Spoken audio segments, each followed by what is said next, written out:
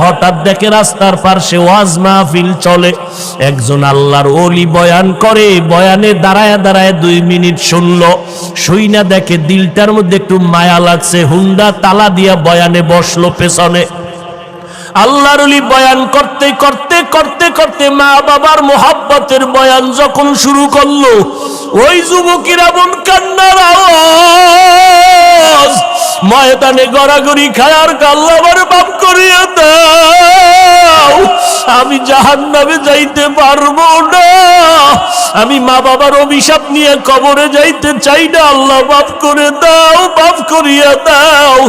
এই ছেলেটা এত কান্না শুরু করলো, ময়দানে সবার নজর ভরিয়া গেল।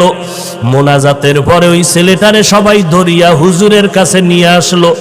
আল্লাহর ওলি কয়, বাবা তুই এত কাঁদো কেন? কয়, হুজুর একটু দোয়া করেন, আমি হতভাগা, আমি আমার মা বাবারে কাঁদাইছি, আমারে আল্লাহ মাফ করবে নি,